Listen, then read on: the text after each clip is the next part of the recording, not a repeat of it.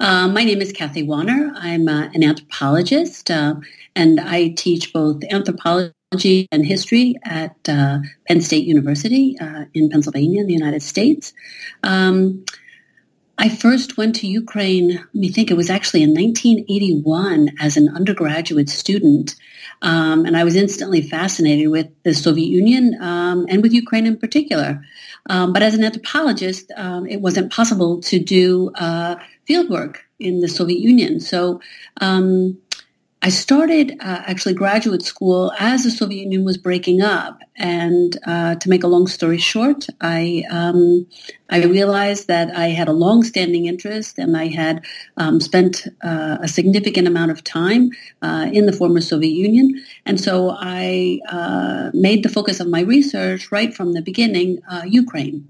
I organized a conference at Penn State on religion. I wanted to try to think very critically about the practice of religion during the Soviet period. And I wanted to do that because I came to the conclusion that all of that atheist propaganda was essentially read and believed by scholars in the West. In other words, there had been very, very little attention to the historical study of religion and specifically to religious practices in the Soviet Union. I think many people thought, well, religion was forbidden, so nothing was going on. Or whatever was going on was really not very important. And so as a topic, it was dismissed, and very, very little attention was paid to that. And I think that kind of a misguided view was facilitated by the fact that, of course, with the Iron Curtain, there were contacts between scholars from the region and Western scholars was obviously limited.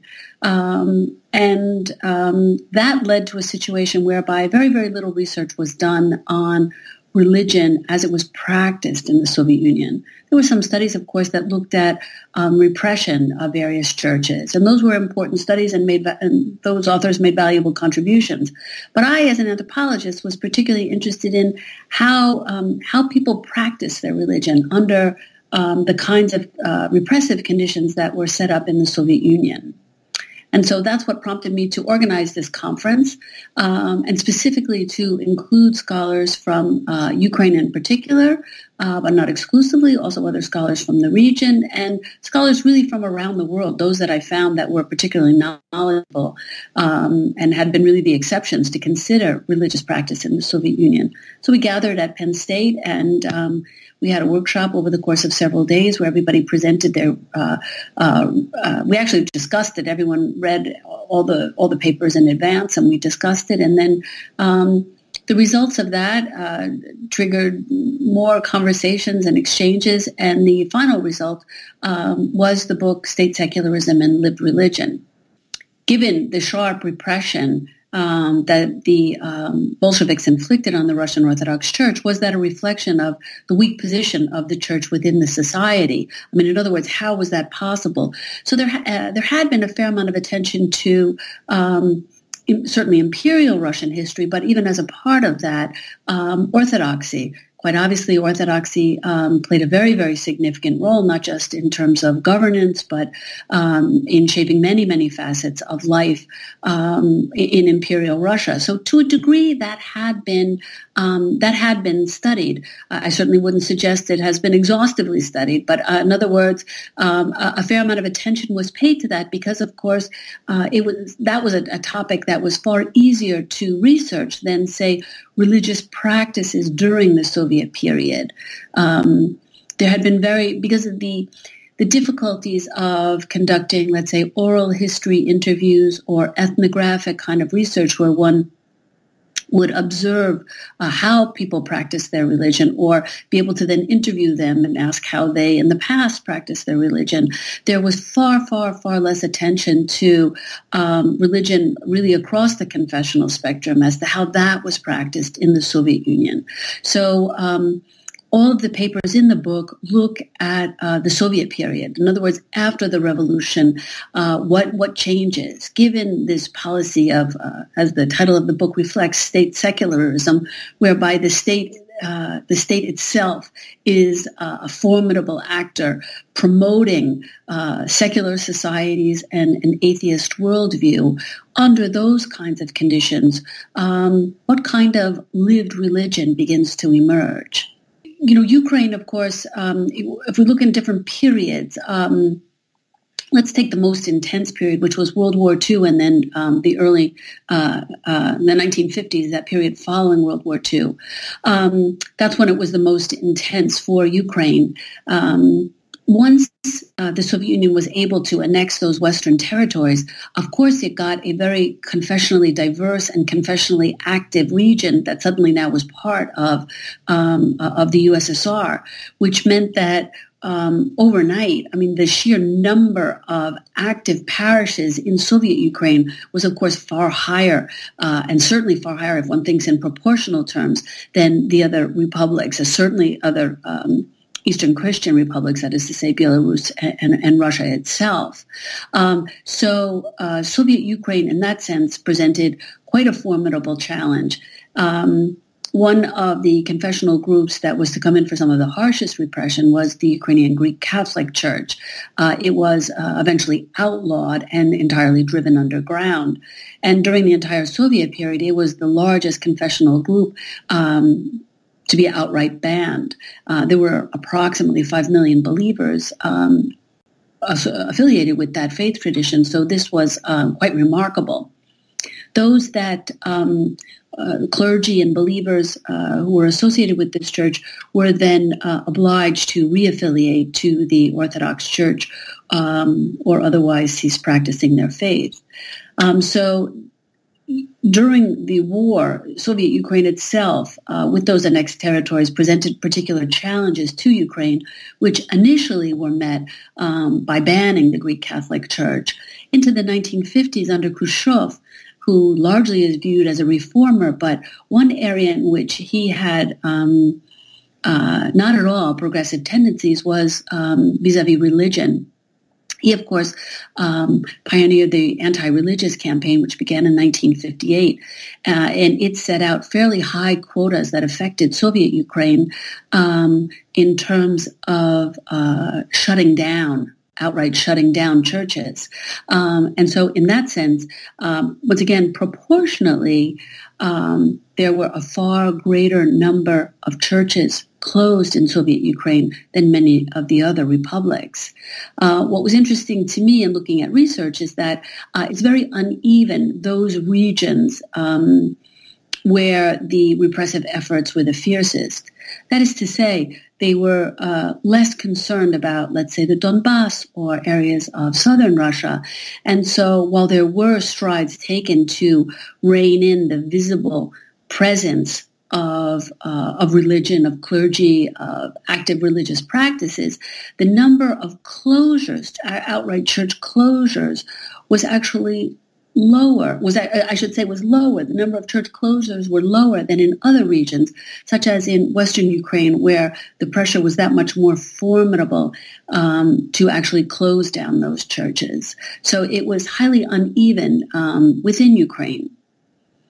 I should also add, sort of backing up in time, after the initial revolution, when the efforts were the most sharp to rein in the Orthodox Church, that meant paradoxically that minority faith groups actually then felt a reprieve, if you will.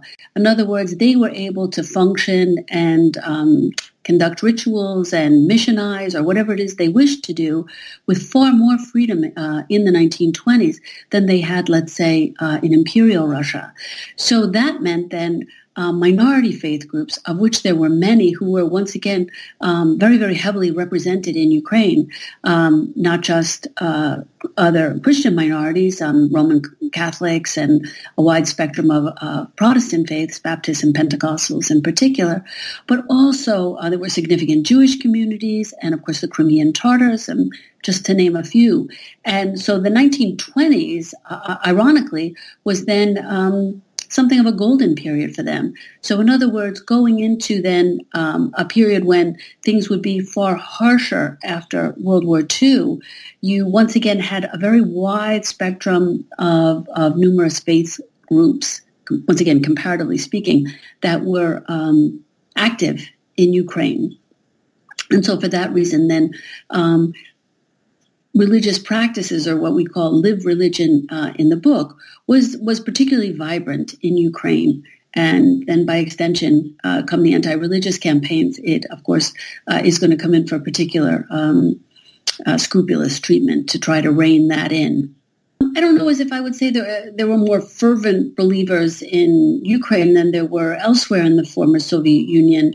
I can certainly say there was a wider spectrum of faith groups in Ukraine, which I think then that were in closer proximity to one another, which then meant that in sort of in terms of a person's self-perception, religion probably played a greater role. I mean, in other words, if you're, let's say, an Orthodox believer and you are living among Greek Catholics or Roman Catholics or Jews, then you're more likely to become aware that you're different from them and they're different from you. It's not to say that there wasn't religious diversity in a place like Russia. Of course there was. But Russia is, of course, an enormous country. And excuse me, other faith groups tended to be more geographically concentrated, whether they were Muslim groups in, let's say, Tatarstan, or Buddhist groups that are in Buryatia, or Jews who were largely in the larger urban centers such as Moscow and St. Petersburg. So in other words, there was, I would say, greater diversity and diversity in closer proximity, which then heightened the importance of religion in terms of self-perceptions and arguably even collective perceptions. There is also the other caveat, I would say, in that the Greek Catholic Church, for a variety of reasons, not least of which, as I mentioned earlier, that it really came under sharp repression from the Soviet state, largely took sort of an anti-state, and by then extension, it stood far more so on the side of its believers, its adherents, than, let's say, Orthodoxy, which was always had some kind of a relationship with the state. In other words, the relationship of the Greek Catholic Church was inherently antagonistic to the Soviet state. And one could even say these days, the Greek Catholic Church is among the more critical confessions vis-a-vis even the Ukrainian state today. One of the things that surprised me was just how unafraid people were in the Soviet Union to practice religion, and even at times to do it fairly openly. For example, Untitled Chapter on Judaism, for example, she talks about how people were able to get matzah, and they were able to get matzah on the high holidays because everybody knew where it was sold. That on one level, surprised me that people would, she had, through oral histories, she recorded people saying, oh, well, when it was Passover, of course, we knew to just go to, this and this and this place on this street, and that's where we could get that, or that's where we could get, kosher meats or the like. That it was very clear. And in the course of some of the interviews that she took, people said things like, oh, well, if we didn't know where the street was, we would just ask, and everybody could, direct us to the kosher butcher, things of that nature. It also, Stella Rock, who did research on pilgrimage, and pilgrimage in particular in the 1950s and the 1960s during that anti-religious campaign. And again, she can document the numbers. I mean, pilgrimage, that's kind of hard to do that quietly, right? Because there's a whole group of people that are going to a specific place together. And I think really, especially what the Soviet state wanted to avoid were those kinds of highly visible demonstrations of religiosity. And that's, of course, precisely what a pilgrimage is. And yet, people did it. And if clergy were there, that was fine. If clergy weren't there, that was also fine. It carried on just the same. Another example of how under the sort of highly restrictive conditions that the Soviet Union set, how both clergy and individuals were just able to adapt and carry on. In Nadia Kuznenko's chapter on confession, she looked at how, for example, because there was a tremendous shortage of clergy, rather than having individual confession, what they began to do were sort of collective confession. I mean, one priest would hear a group of people, all speaking together. And so that's a way in which the ritual itself changed to accommodate the conditions. But what all throughout a great many of these chapters and the findings of the different authors that are included here, what really surprised me was the degree to which people perhaps in quiet, in non-direct ways, were nonetheless consistently challenging the Soviet state by practicing religion when precisely that was forbidden. And they were doing it to a degree on terms that were their own making, and they were made given the circumstances in which they had to operate. But the key point is that they did it. They did it, and and those were that meant that when so many of us were surprised when there was this tremendous outpouring of religion in the former Soviet Union after the Soviet Union itself collapsed. Perhaps we really shouldn't have been so surprised. The Soviet state was they were very effective in reining in and sharply cutting down the number of clergy, and that doesn't matter whether you speak about Judaism or Islam or any of the Christian churches. They were very effective in doing that. And so, of course, all of these religious communities were operating with far fewer formally ordained clergy. And that, of course, on one level hindered the operating of these communities as they had earlier. But that doesn't preclude the fact that they adapted and that individuals adapted and literally changed the rituals or changed the way in which they did the rituals, but in some way carried on. And sometimes at great personal peril, but they did it nonetheless. Sadly, there are many, many, many examples of where quite simply just closing a church wasn't enough. In other words, I think really their goal was to erase the visibility of religion, and that meant sometimes not just closing a particular religious building, but dynamiting it, razing it to the ground. And so you're exactly right. Quite a bit of that happened, and sometimes it was proven difficult to silence clergy, and so they were simply summarily executed. And believers also who weren't quiet were met a similarly violent fate. You're right, there was certainly violence, but it's not to say that Imperial Russia or other societies weren't violent. And I think it's counterbalanced by overall a measured rise in the standard of living in the Soviet Union. So in other words, yes, there was violence. I would never discount that. But I think they also saw concrete improvements in people's lives as well.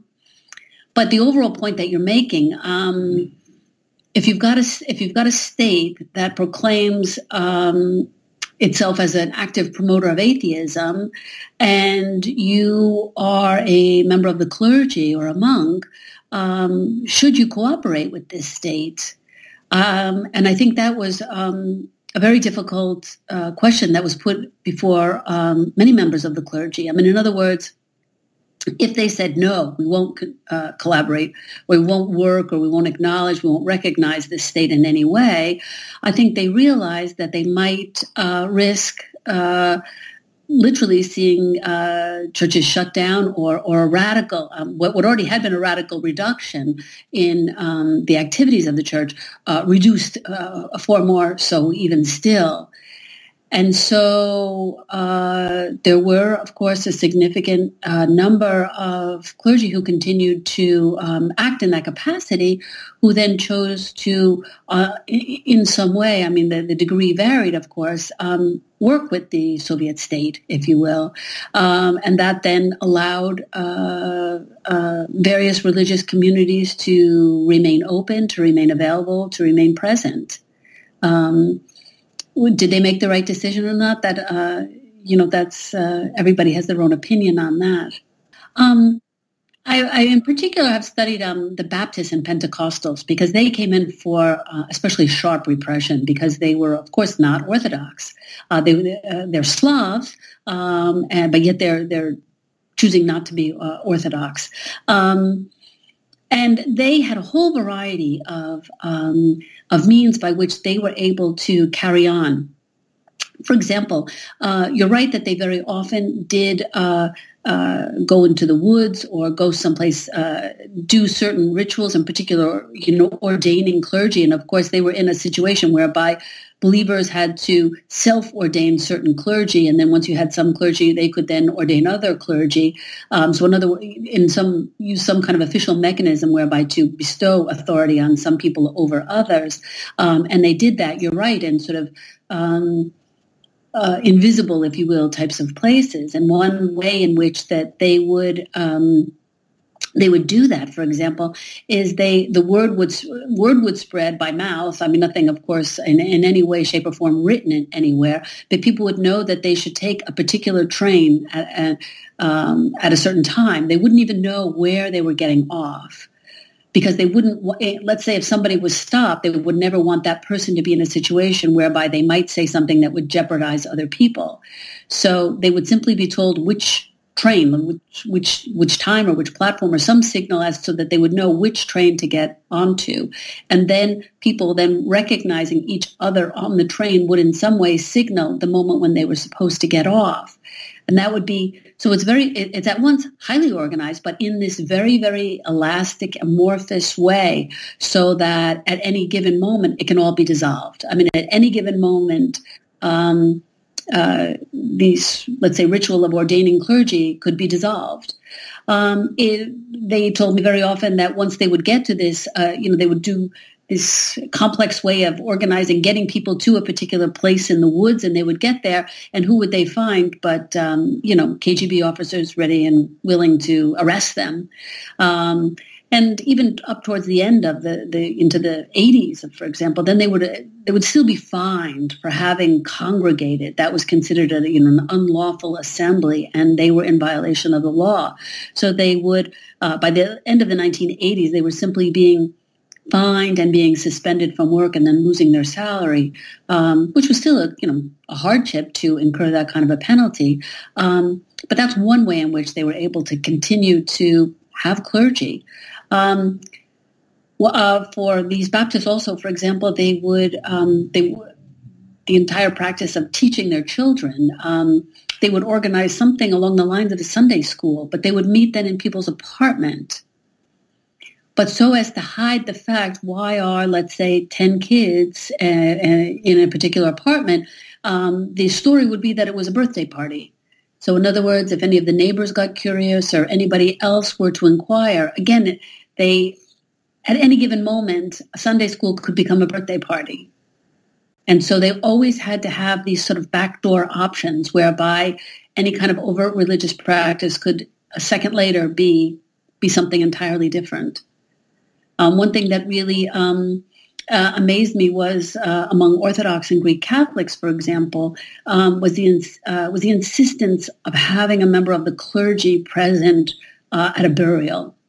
When someone would die, there was a real insistence that there had to be a member of the clergy to seal the grave, which meant that once the churches were monitored for any kind of religious activity, simply those kinds of rituals then began to take place right in the cemetery. And then it was only a matter of time then before the cemeteries came under the same kind of scrutiny and surveillance that the churches themselves had come under. So sometimes in the case of Orthodoxy, it would be the place of the ritual would change too, until that would be monitored and closed down as well. But very often I was really stunned when I did archival research about the degree to which, this would be in Ukraine in particular, that when they would come to funerals and, seek to get the clergy out of those funeral ceremonies, the number of Communist Party officials who were present. And this was in particular something that troubled Khrushchev. There's not as much attention to sort of those kinds of state-driven measures of repression. Rather, we focus more so on, in the face of those kinds of repressions or knowledge of the fact that repression could occur, how then did people adapt their practices, their communities, and the like, so as to carry on. And I think there was quite a lot of there was quite a lot of persistence in the, the 30s was a particularly acute time that was highly repressive for a whole variety of reasons, including religion. Many religious believers, though, were pacifists or refused to serve in the Soviet Red Army. They had to serve in some capacity, and there were, in fact, special battalions for people who were conscientious objectors, but they were especially harsh because they tended to unite all those who the state either wouldn't or couldn't give a weapon to. That is to say, those with criminal records, those who were not mentally stable, and those who were pacifists. So to serve in those battalions was a particularly punishing experience. But pacifists were required to do that. And if they didn't, then punishments could be harsher still. It was actually being in Ukraine in the 1990s after the Soviet Union fell when people on the ground described it as a religious renaissance occurred. I mean, it was sort of thoughts about where did this come from? That's what sparked the research that went into this book.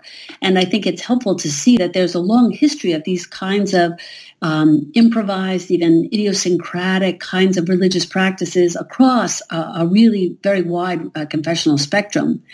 And so given that, maybe we shouldn't have been quite as surprised as we were, or as some people were, in the 1990s with this renaissance, with this tremendous outpouring of interest in religion. And then similarly, when you come to the Maidan, where you have an acute crisis moment, that there is a fairly swift appeal to the clergy and a really a protest that gets launched and that resorts very quickly to a religious idiom. That is to say, all kinds of religious sentiments and values and practices begin to infuse political protest. And I would even go so far as to say, now, when you see active efforts to commemorate the Maidan, you have the same thing over again. I mean, whether you're speaking about religious conceptions of martyrdom, of sacrifice, and the like, and the idea of creating funerals and graves and as commemorative markers, as a place where one mourns the dead. I think all of it is really, really, religion is a very, very prominent thread that runs through all of this. And I think that's because, for starters, I do think as an agricultural people, I mean, religion was less boxed off as something people do on Sunday morning. Rather, Eastern Christianity in particular, whether you're speaking of Orthodoxy or Greek Catholicism, really shaped kind of a way of life and a worldview. It shaped patterns of time and conceptions of where one was from, and as I mentioned earlier, who you were and how you related to your neighbors. And that then, I think, really was not entirely forgotten. And so when in the 1990s, when all kinds of new influences and possibilities opened up, religion was quite prominent among them. And religion was, in particularly, had a certain appeal because when you think about religion, is really, you spoke about global orthodoxy a moment ago. Regardless of which confession you take, religious organizations are really transnational institutions. And whether you're speaking about Orthodoxy or Greek Catholicism, because of the Ukrainian diaspora, each of these confessions has a significant number of co-believers and clergy that exist outside of Ukraine. So in 1990, when suddenly it was possible to rejoin the world in some kind of a significant way, religion provided a bridge that connected Ukrainians with the Ukrainian diaspora, or just even other co-believers or other people, wherever they may be. Well, Orthodoxy is structured on an ethno-territorial model. That is to say, you're right, there is the Bulgarian Orthodox Church, the Greek Orthodox Church, the Serbian Orthodox Church. Orthodoxy posits that there is an organic unity between a particular people living on a particular land, which usually is defined by a political border, and a faith. That's the way it is structurally set up. The problem these days arises in that, in most instances, those have grown into nation states. Whether you're speaking about Bulgaria or Greece, those other examples we just discussed a moment ago. The rub is when you look at the Eastern Slavic Orthodox world, whereby then the political borders are not a nation-state border, but rather they are the imperial Russian state border that is then going to bring together Russians, Belarusians, and Ukrainians. And the idea then is that that's a particular people united under a particular on land that, as I said, is defined by imperial state borders, which no longer exist, but nonetheless they did exist at one time, so it's possible to identify them, and a particular religious institution. That imperial, if you will, definition of space bumps up against the developments of 1991, whereby you obviously have the creation of an independent Ukrainian state, and then by extension, subscribing to the same nation-state logic, then Ukrainians have made an appeal to the ecumenical patriarch in Constantinople saying, we think there should be a Ukrainian Orthodox Church that then unites a Ukrainian people within a Ukrainian state with the Ukrainian Orthodox Church. There's a logic to both positions. The problem is the logic contradicts itself. I think aspects of religion in the Soviet period was tremendously understudied. To the extent that it was studied perhaps by historians that looked at repression against the church, in particular the Orthodox Church. But not much beyond that. It really, the field has expanded somewhat since the collapse of the Soviet Union. But really, that's what it took in the West, of course, right? There were restrictions on research in the former Soviet Union. So that began to impinge on the extent to which one researched religion per se and religious practices per se in the Soviet Union. So our colleagues, if you will, in the region had restrictions put on them. But I think, sadly, in one sense, we in the West almost put on our own restrictions. That is to say, we just didn't, it wasn't seen as a force or as a presence that was significant enough so as to be worthy of study. And so as a result, I think there was a sense that there wasn't much going on in a religious sphere in the Soviet Union. And to the extent that there was anything, most people focused on the extent to which the Soviet state itself made appeals to eschatology, to political rituals, to a cult of the dead. In other words, what often was put forth as a civil religion. In other words, the extent to which the Soviet state, in trying to make its ideology palpable to its own people, resorted to religiously infused practices and symbols. In Russificatory policies meant that, the Orthodoxy took first place of privilege, that is to say, in Imperial Russia. But even during the Soviet period, where Russificatory policies combined with efforts to Sovietize the population, then I would say pretty much all confessional groups came in for repression. And then when you look at the various sort of modernizing projects that were undertaken, that by and large, when you look at the rest of Europe, for example, had tremendously secularizing effects in terms of reducing any kind of religious belief or any kind of religious participation. That is to say, things like urbanization and higher levels of education and the like. All of those were operative in the USSR as well. What's interesting to me is that if you look in a contemporary light, and if you look at these current times in Ukraine, you have once again a very an unusual picture in that you have people who profess fairly high levels of belief, but yet they tend to be still quite critical of religious institutions. And once again, it all depends on who we want to compare Ukrainians to. But arguably, they don't attend church that frequently. Let's say not compared to, let's say, Americans. But that's not to say that they don't practice their faith. I would say this history of the Soviet Union and even earlier meant that there are all these extra institutional forms of religious practices that occur outside of the confines of a church, which people readily avail themselves of. So in other words, I would argue that they're very actively practicing religion. They're just very often not doing it in the way that in sort of a standard Protestant way, that is to say, by being formal members in a particular congregation and then as a result attending church on Sunday.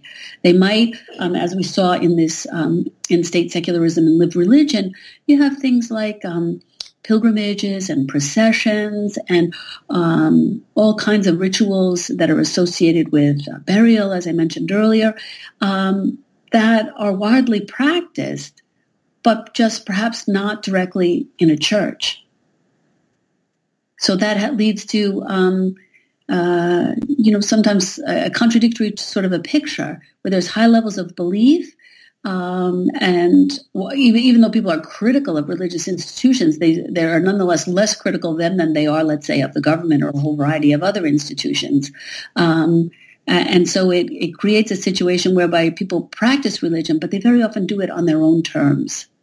For example, there's the idea that one has a duchovnik or a spiritual advisor that may or may not be a member of the clergy. It might be a monk. Really could be anybody. But in other words, those kinds of moral questions one could also bring to a spiritual advisor or to an elder. It doesn't necessarily have to be a clergy. And it is a very hierarchical kind of a relationship. That's I think is quite fair to say. And so people may or may not feel comfortable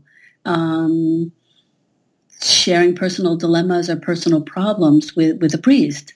Some no doubt do, but some also no doubt don't. And that's where you get then the development of spiritual advisors or other kinds of religious authorities, if you will, whether we're speaking about, as I mentioned, the elders or the idea of a holy fool or icons or saints or all of these kinds of objects, are given a certain amount of agency to help you or to advise you in a way that you don't see in other faith traditions. And I think that's they become then a place or a thing to which one can appeal for some guidance. The situation is more complex in Ukraine because there are efforts to create, if you will, a national church. I mean, in other words, to give Orthodoxy the status that it has in Russia, that is to say, by unifying the Orthodox parishes on Ukrainian soil and to forge a single Orthodox Church. Some people are in favor of this, others are against this. Those that are in favor of it, cite that as in keeping with the structure of Orthodoxy, as I mentioned earlier, and also that it would be an effective means of, if you will, nation building and of diminishing the influence of Russia in Ukraine, which is especially important after the annexation of Crimea and the beginning of this hybrid undeclared war in eastern Ukraine. But those who are against it look to Russia as an example of what they would not like Ukraine to become. That is to say, the temptation is very great if there is a national church for it to become cozy with ruling authorities. And that generally works to the detriment of minority communities. And some would even argue that works to the detriment of the historically and culturally dominant confession itself. People have done research, for example, looking at Europe and trying to think, why is Europe such an exception? Why is there such low levels of belief and religious practice and, above all, allegiance to religious institutions? And very consistently what comes out is that if you have a religious institution that is actively supported by the state, then, for starters, the fortunes of that religious institution begin to rise and fall with the state. And obviously, I think we see evidence of that in Russia, where the sentiment can be critical of, let's say, Mr. Putin, and by extension, critical of the church. But even if you don't have the same level of criticism, if you just have a pronounced state support for a religious institution, then there's not as much need among believers themselves to invest either their time, their energies, or their money to support a religious institution. In a variety of European countries, one simply pays money through taxes, and that's what supports the church.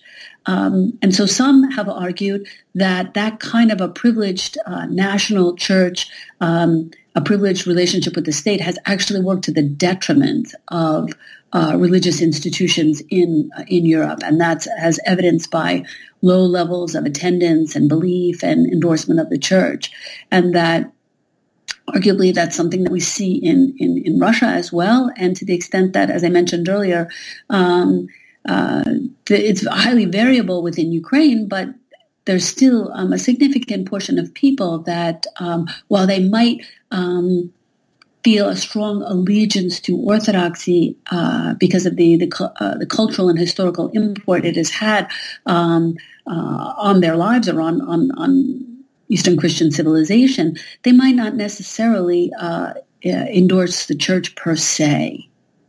So it's a mixed question as to whether it would actually be to the benefit of religious groups if there was a unification of the Orthodox churches and an instatement of the privileged position of the Orthodox Church within the Ukrainian state, as it has, let's say, in Bulgaria, Armenia, and Russia, just to cite nearby examples.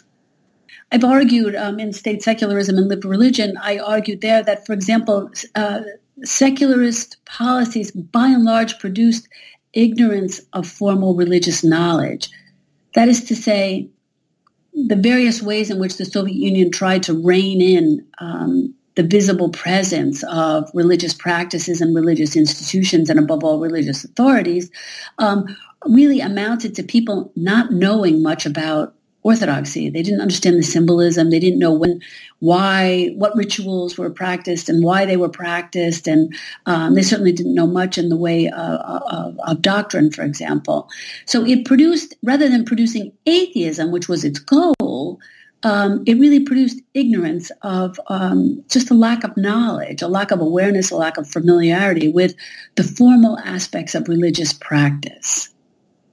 But that's something very different from a secular outlook or atheism. Well, I have to say a lot of this historical research, I sort of went from looking at sort of a contemporary look at religion in Ukraine during this so-called, what was often called in the West, the religious resurgence, but in the region it was called the religious renaissance, looking at sort of this rise in tremendous interest and enthusiasm for religion, to then looking sort of back in time. And now, once again, having sort of explored things historically, it prompted me to look in a more contemporary vein again. That was largely inspired by the Maidan and the tremendous presence of clergy and religious institutions and the authority that they were given by not just protesters, but I would even say the Berkut themselves when they didn't shoot those clergy who stood right in front of them. I think they could have, and some of us were quite surprised that they didn't. Excuse me. All this by way of saying, we saw during the Maidan religion play a very, very significant role in those protests. And so what my current research looks at is the way in which different kinds of spaces have been made sacred by the wide spectrum of religious practices that are conducted outside of the confines of the church. That is to say, the way in which people who believe, and they might not believe in this kind of a doctrinal, pardon the pun, orthodox way, they believe in their own way, and very often it's in things like everything ranging from the soul to evil eye to, the power of ancestral spirits. But looking at whatever people believe, and most people believe in something, and most people then try to appeal to that higher force. But I want to explore the ways in which they do it, and in the process, the ways in which they do it, how they create certain sacred spaces. And I think that serves, much like institutional religion, as a binding force among Ukrainians, because it serves to connect people to the place where they're conducting those religious practices, and very often, by extension, to the people who have lived in that particular place for quite some time and, over the centuries before them. Well, I think there's a belief that, Orthodoxy is, a particular branch of Christianity, and it's not to be conflated with Catholicism or Protestantism. I would, of course, agree with that view, and that's why I'm researching it, so as to raise awareness of the specificities of Orthodoxy.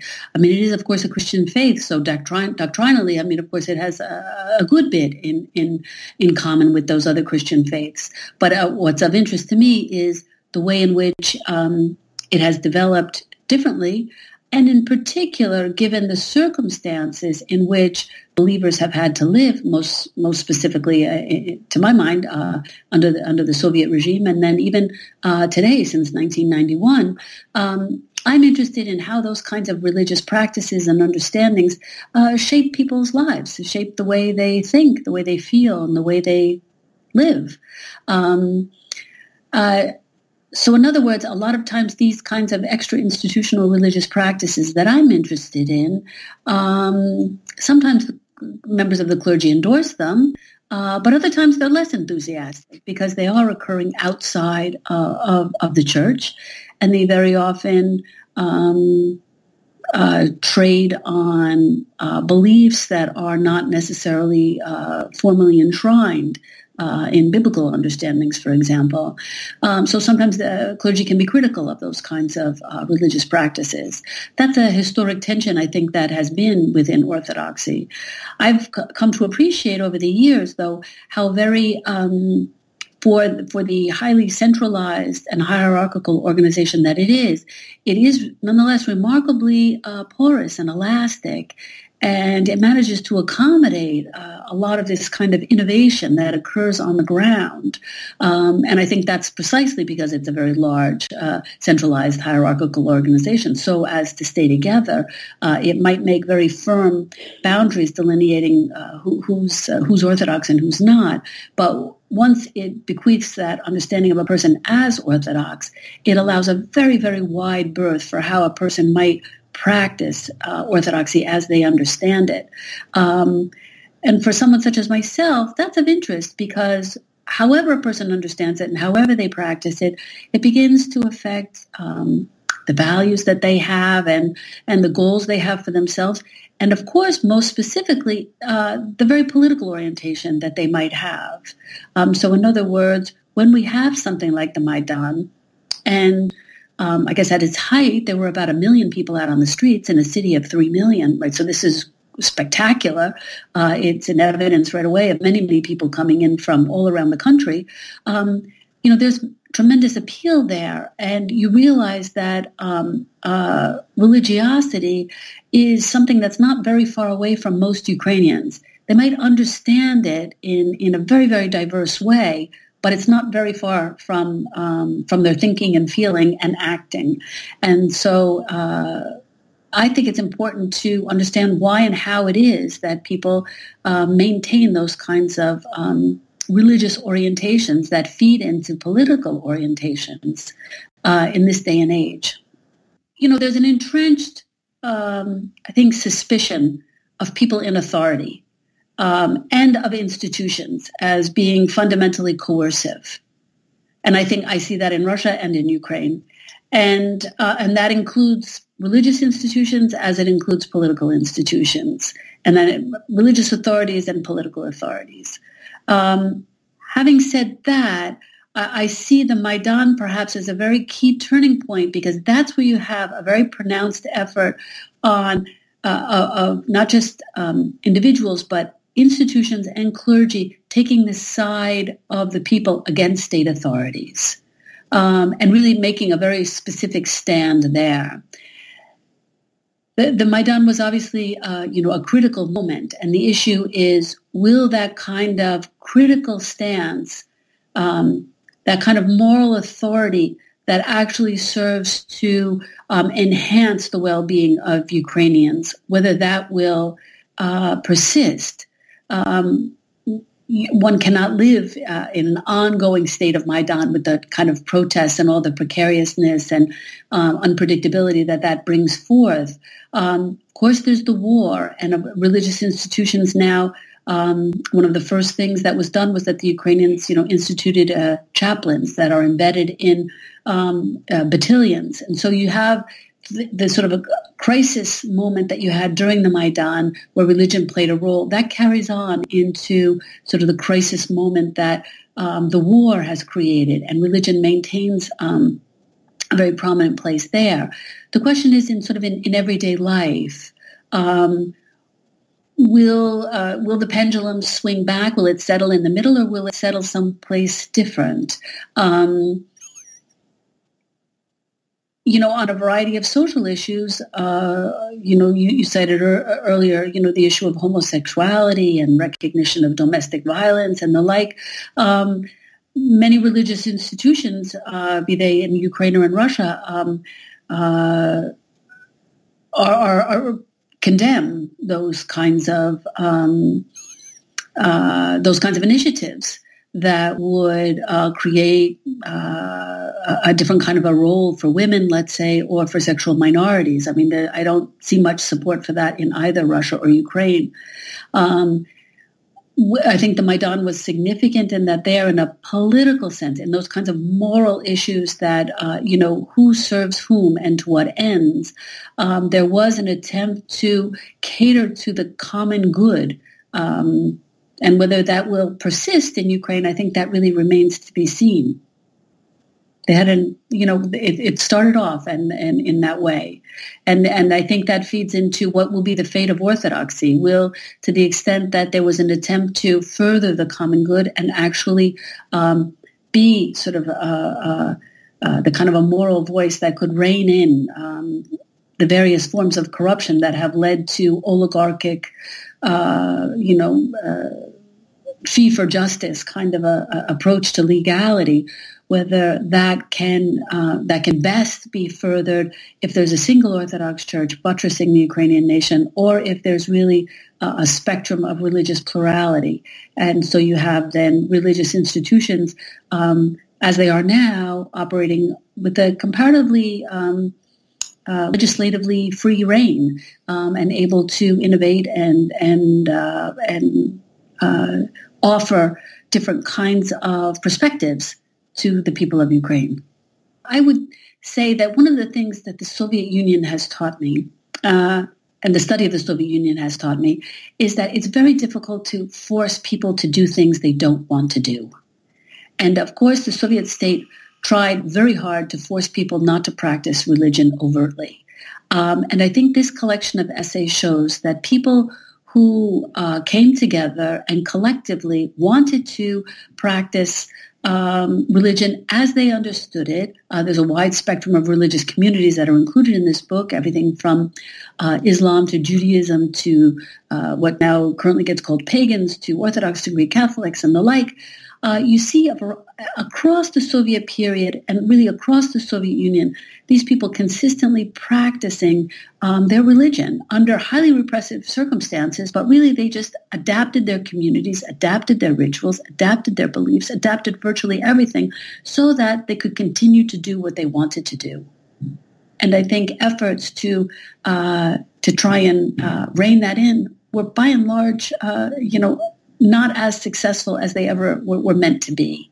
Efforts to import that kind of anti-religious political platform throughout the Soviet bloc in Eastern Europe were very, very uneven. I guess Poland is one of the most extreme examples whereby they had enormous difficulty reining in the Catholic Church, and they realized the political price to inflict that kind of damage on the Catholic Church in Poland that they did in the 1920s, let's say, to the Orthodox Church would be so costly that it's untenable.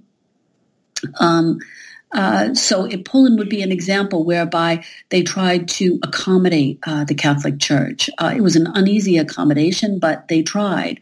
In other parts of, even other Catholic parts of Eastern Europe, I mean, they were far more successful in clamping down on the kind of visible forms of religious practice.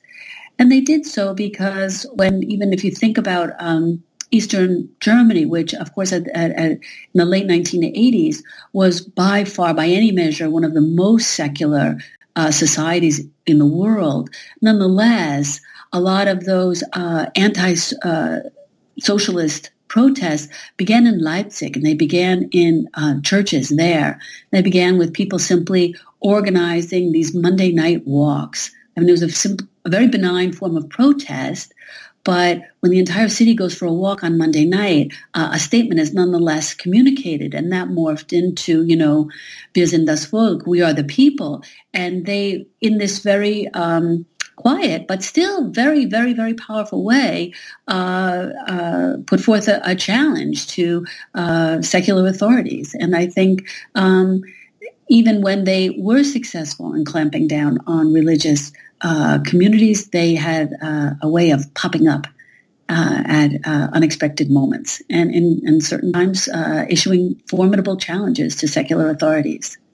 My own view is that it's, the Soviet period obviously, begins in 1917 and ends in 1991.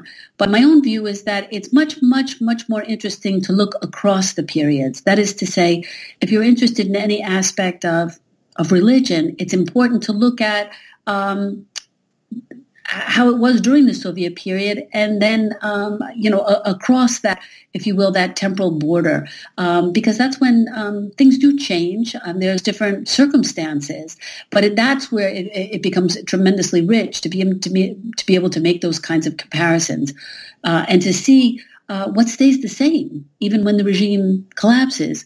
In fact, what changes and what sparks those changes? What are the circumstances that breed those changes? And so, in one sense, the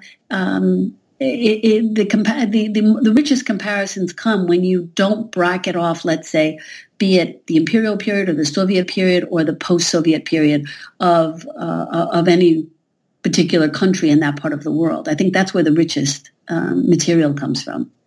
I'm troubled by the lack of commentary. That's why, you said you apologized a moment ago for not being, as well versed. I don't, that's fine. I'm just glad someone's interested and someone is stimulating dialogue on Ukraine. I recognized when I was first there in 1991 that there was something significant and different about Ukraine from Russia. And I think we wouldn't deny that there's difference between, let's say, the south of the United States or the northern parts of the United States.